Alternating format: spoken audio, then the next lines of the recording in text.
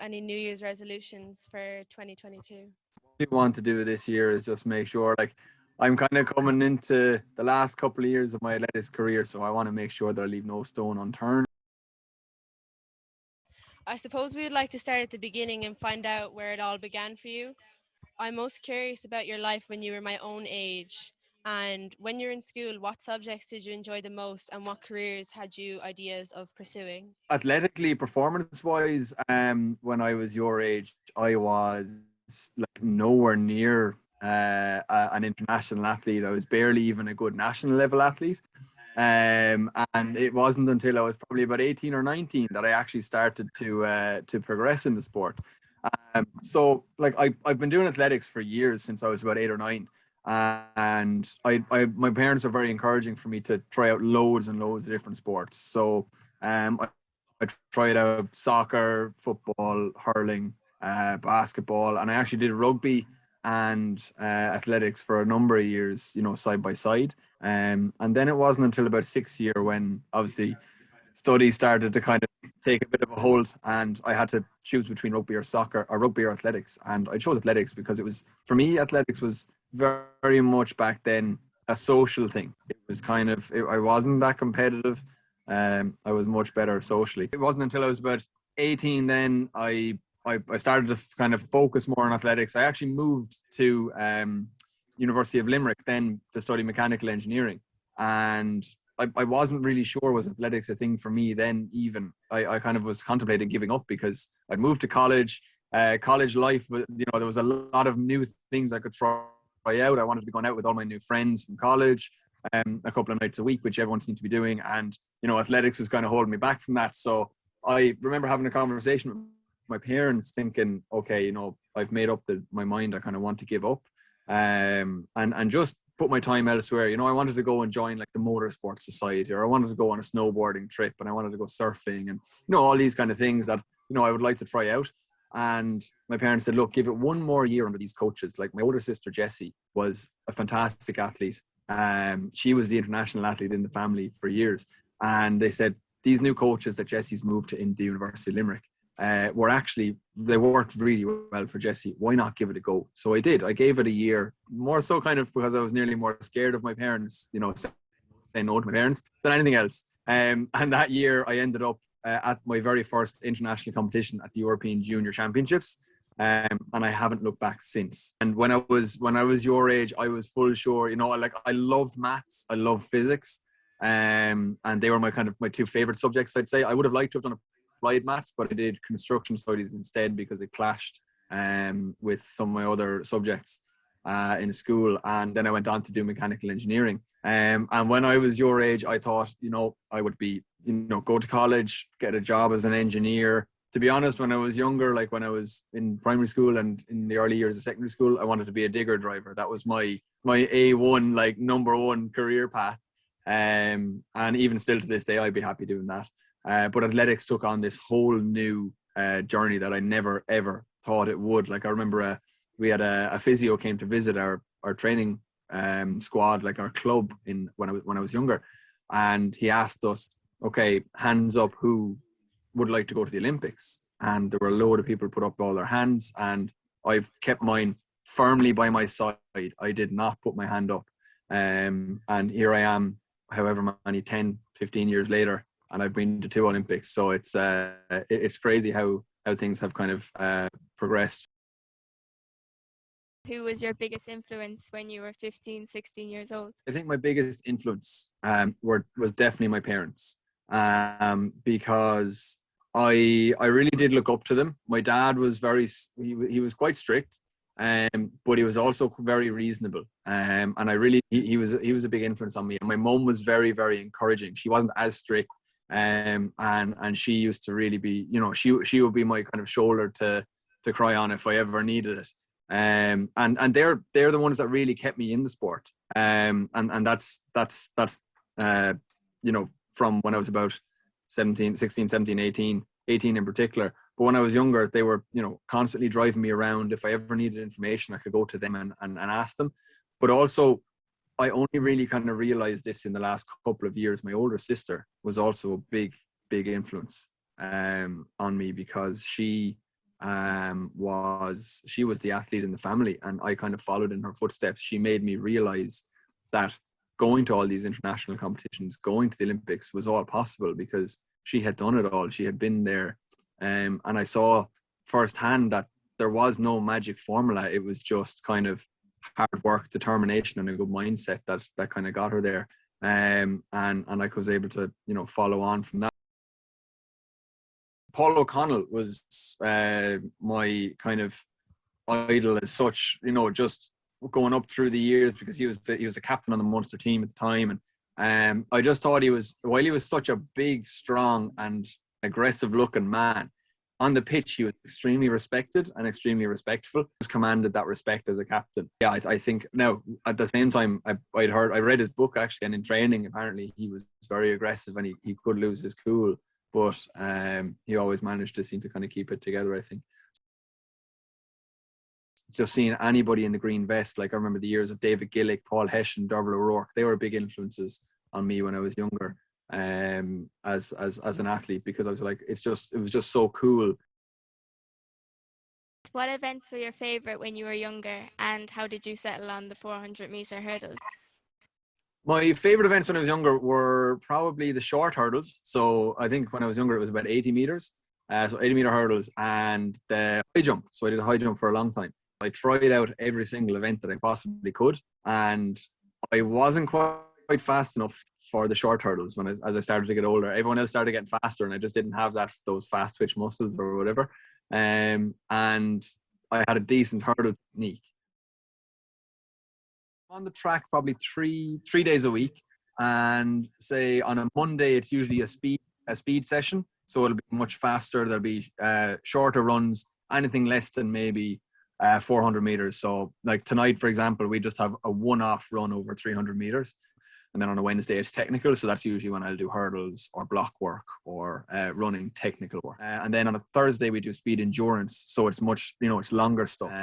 So that's kind of the average day on the track. And then there's some days where I'll do double day, like so today I was in the gym this morning, and I'll be on the track again this evening, and we'll do a hill session then at the weekend as well. I also train in UL, so I saw you there last Thursday training, so it's nice. Oh, no way. What club were you with?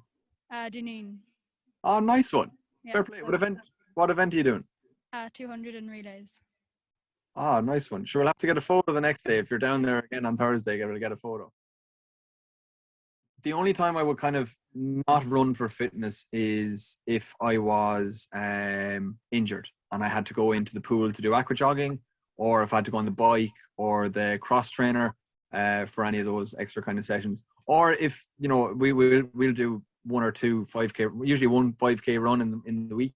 And if my calves are sore, or if I'm feeling particularly tired or beat up, I'll go on the cross trainer or the bike for that instead of going out on the road. I like setting kind of short-term goals. For example, now tonight we have a flat-out 300 meters. My motivation comes from within the training group, because I'm constantly being pushed by my training partners, and there's somebody to answer to if I don't show up. Whereas if I was on my own, it would be very different. There are times though I don't feel motivated. I just don't want to go to training, or I don't want to get out of bed, or I feel tired, and that's where discipline kind of does have to take over. Do you believe in the train hard, race hard approach to achieve personal best times, or do you believe in a more gradual kind of building approach? I love training hard. I love pushing myself in training, but it's like for me anyway, especially I'm 29 now, so I don't find it's very sustainable for me. So I like to build. I like to keep, so this year we're kind of really keeping in touch with the speed work. So we're doing some fast sessions on the track, and we're training hard, but we do have that kind of that ramp up where we start off quite easy in the season, and then really, really start to build it up towards competitions, particularly towards the indoors, and then come down again and start building up again then for outdoors. I love those days. I love those days where I'm in good shape and I have all the training done, and all I have to do is go out and run. And like it was different this year because we didn't have a stadium full of people. What was fantastic was I love going on my phone and checking Instagram, Twitter, Facebook, messages of good luck from people, well wishes. I love seeing all that kind of stuff, because that really kept me going. That push behind it. I am absolutely delighted to get everyone on my bandwagon, happy out. Getting into the blocks, in Tokyo, I knew I had all that support from home, and that was fantastic. And I actually, the last thing I said to myself in my head, um, getting into the blocks was, I'm going out here to run a PB. I feel like I'm in PB shape. I am running a PB today. Keeps the nerves at bay really is the fact that in my head, I know I have the hard work done. I have a full winter behind me. I have 8 years of race practice behind me. All I have to do on that very day is go out and run and execute what I've been training for the last however many years. What has been your best moment of your career? The best moment of my career is hands down coming fourth in Rio. I was injured that year and was expected to be nowhere near the medals, and I ended up finishing fourth. So that's the highlight of my career to date, definitely. It'll be very simple, very plain. Like it might be chicken and rice or chicken and pasta, maybe 3 to 4 hours before I race, or even a sandwich if it's an early race. I'll have a sandwich or something. If I can get food in straight after, that's brilliant. If not, I'll bring a recovery shake, which has a mixture of carbs and protein. A muju or a chocolate milk is just as good to get in straight after, because that gets the muscles and everything, and that replenishes your carbohydrates and gets protein into the muscles pretty much straight away. So you start the recovery process. Do you have any rituals or superstitions? You could call it a ritual where before I race, I like to go down to the track maybe 2 hours before I race, and literally just take in all the surroundings, take in like where the hammer cage is, where certain things are placed around the track, so that I have a good idea of what it's going to look like when I race, where the hurdle markings are, because every track is a little bit different, where you might have longer straights or longer bends, which can affect the placing of the hurdles. I'll probably sit down for maybe 10-15 minutes and just run through my race pattern in my head. So I'll just literally close my eyes. I look crazy when I'm doing it. I'll have my headphones on and my head will be down, and I'll just literally be the race in my head, going through over hurdle 1, over hurdle 2, over hurdle 3, down the back straight. Then I'm starting to think, right, I have to switch on here into hurdle 6 and 7. Then I'm changing legs, so I'm going from my left leg to my right leg, lead over the hurdle. So go through all that in my head, and then just my warm up and race. So that's my only bit of a ritual, is to walk the track and go through the race in my head. What's the story with all the shoes behind you? Well, I'm sponsored by New Balance, so they are all of my running shoes. So I have casual shoes and running shoes all the way up. I don't wear them all on certain days. Like there are certain shoes that I prefer to wear at different times. Like at the moment, there's a pair down here. If you can see them, where are they? There they are, right there, the 880s. They're the ones I'm wearing pretty much at all my training sessions at the moment. And then up the top, I have a couple of pairs of spikes and gym shoes and stuff. So No Hawk RS Extreme, no? no, none of those, unfortunately. I stick to the New Balance. They've been loyal sponsors of mine for about 8 years. So that's all I have. Everything I have it's all New Balance, New Balance, New Balance. In the semi-finals last summer, you ran a season best time, but just missed out on the qualification for the Olympic final. An appeal was lodged after the race by Team Ireland. Can you tell us why this appeal was lodged? So I was in the 9th position. Well, I was 7th. I kind of got a little bit unfortunate with the draw. I actually was the seventh fastest, so should have gone through to the final if they had done it on times alone. But my heat had the world champ, Olympic, the world champ, Karsten Warholm, he was world record holder, Roy Benjamin, and then one of the other guys, like 3 of the fastest guys in the world were in my heat. So I kind of got a little bit unlucky there. But what happened was I actually ended up running quite quick because I was in their heat. Somebody else was to be disqualified or moved out of their heats. I would be in the next place and I would have made it through to the final. And the reason why the appeal was launched was because the Italian in one of the other heats, it looked like he was trailing or hooking the hurdles. So trailing is when, so say if the hurdle is at that level, right? Trailing, you have to make an effort. You have to clear over the height of the hurdle. Your leg can come inside. So say if that's the edge of the hurdle, your leg can come over the side of the hurdle. It doesn't have to go directly over the middle of it, but it has to clear the height of it. And what it looked like on the camera was the Italian athlete was trailing, which means his second leg that comes over, his trailing leg, was dropping low and just skimming past the side of the hurdle. And that's illegal, obviously, because he's not clearing over the 3 foot. Hooking then is leg. So your first leg comes around the side of the hurdle and doesn't clear over the 3 foot height. So that's why we launched the appeal, was because he on camera that he was trailing the hurdle, and which would mean an automatic disqualification. To be honest, I didn't think they were going to overturn the decision anyway. I wasn't prepared, for that eventuality really, because I thought it was, while on TV it looked like it. I thought it was, when you looked at it from another angle, it was actually fine, but it was just from whatever angle we were at with the TV, it looked like it. So that was the story with the deal. So yeah, there was a little bit of a nervous wait for to see what was going to happen. Yeah, I'd say when you look back at it, you were a bit thick or sickened after it. I was indeed. I think is more important for being a professional athlete, diet or training? They kind of go hand in hand. I suppose if you're not eating right, you're not going to have the energy to train. But if you're not training, you're not going to be able to perform. I think training is, the most important thing, obviously, because that's what's going to really make you, improve is the training that you do. But if you don't have energy at training, or if you're not fueling the body right, that is going to have a huge impact. So I think, getting the training right and getting consistent training. Getting one good training session in is one thing, but getting, consistency, even if they're only, you feel like they're mediocre sessions and you're kind of nearly ticking about getting through them. That consistency is key for me anyway. And then the next big percentage is from your diet. That's really going to get the next gain. Make sure that you're getting enough of the right things in, getting plenty of carbs in if you're doing a lot of running or anything that's going to expend energy in the gym, or if you're doing power or strength sports, protein is extremely important for muscle recovery.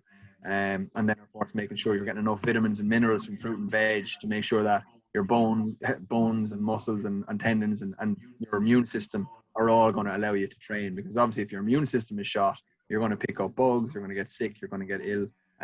So it's very difficult then to train, which comes back to, if you're not putting the right food in, you're not going to be able to either at all or effectively. So what does it take to become and remain in the professional field? Getting that consistent training for me has been of huge importance, because it means that if I'm consistently able to train, it means that I'm ready come competition season and I'm not trying to play catch up. Like, there were years where I was injured in the lead up to competitions, and I'm trying to throw in sessions just to try and get the body ready for competitions, and then I end up falling back. I'm running nowhere near my best. I'm not keeping up with the top guys in the sport. I just tweak things. So like, we learned a lot from last year, where I felt, and my coach had felt, that we had done really good winter and gotten all the base work right. But then when it came to the outdoor season, sometimes my speed wasn't up to scratch. So we're doing a little bit more speed work now than we normally would in winter. So we're making those, and it's great because I have all that experience for years and years and years. My coaches know my body inside out and how they can, the training program perfectly to get me in shape. Like, a lot of the time, I don't do any of the thinking. My coaches do all the thinking. I show up and I just do what I have written down on the piece of paper, and I kind of, brilliant, thanks so much, happy days. So that's key. But we've been working together for 10 or 11 years, so it's taken a while to kind of get that relationship right. But I enjoy it. Like, I'm still really enjoying actually competing and getting myself, like, I think I was 10th or 11th in the world last year overall. So if I, keeping myself in that position and racing against guys, I love it. I love the fact that I'm still at that level and maintaining that level. Yeah, I think, like, I try and live as much of a balanced life as I possibly can. And also, when things go wrong, it makes things much more bearable. So I've always had other interests outside of my sport as well. I've had my fair share of injuries, as any athlete or sports person I'm sure has or will have. And like, I'm big into cars. I love tinkering away on cars and stuff like that. So I was renting a garage for years near enough to my house in Limerick when I was training. And when I was injured, I'd get my rehab done in the morning. I'd do all my rehab exercises and do all the stuff that the physio tells me. And then I go out to the garage and just disappear for a couple of hours and just completely forget about the injury and forget about all of that. So I think having those other interests is very hard to miss.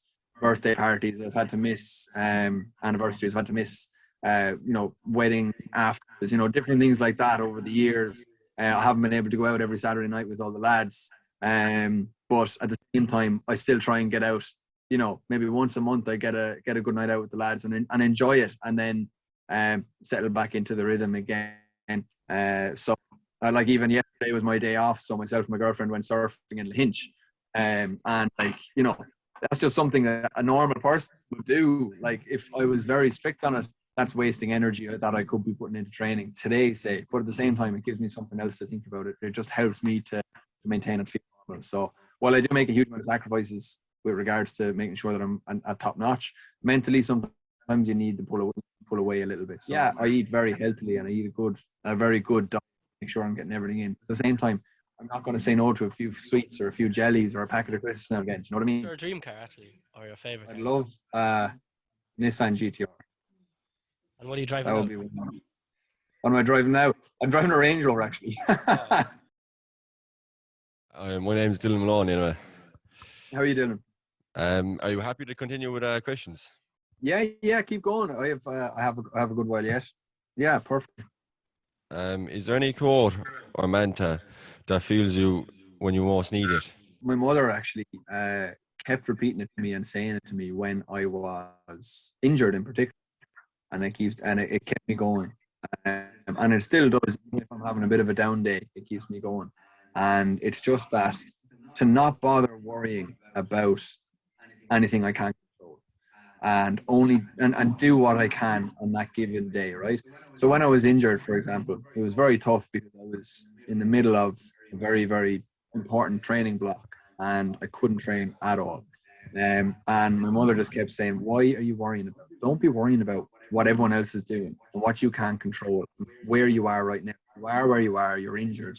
Follow the advice and just do the simple things, get the simple things right, like going down and getting my rehab done and going into the pool and doing the aqua jogging, cross training, or whatever it was that I do on that given day, and not worry about all the other things, and it'll eventually come right. Mentally, it just meant I was so much more relaxed, and it was much easier to deal with the negativities injury rather than putting pressure on myself to be like, I need to be training now. And I'll still use that for if I go down to the track tonight and I feel really tired and lethargic, rather than throwing the towel in or being like, oh, for God's sake, I wish I had more energy. Why am I feeling this way? Why can't I run this session the way I want to? It is what it is. I just run that session as best as I can with whatever shape I'm in that very day and not worry about things that I can't control. There are many more lows than there are highs. But the one thing I can say is that you will go through every single possible low, hundreds of negative instances just for that one high. That is totally worth it. And for me, even still, those little highs make the sport and all the sacrifice completely worth it. So my advice is just to stick at it, stick to your guns, take the negatives, take the hits, learn from them. So yeah, just roll with the punches and just keep giving it your best, and then you'll see where you end up. I never thought I was going to end up at this level, to be honest. So if I can do it, anyone can.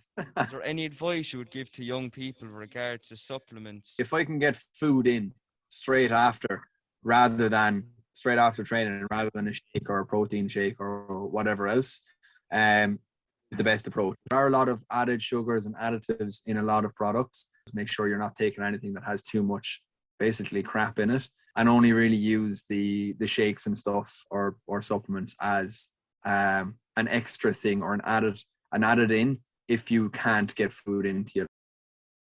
Pizza, like a big 12-inch Italian kind of style pizza from the takeaway down the road does a lovely one. A bag of proper homemade chips. Yeah, I wouldn't blame you now. I'd enjoy pizza myself.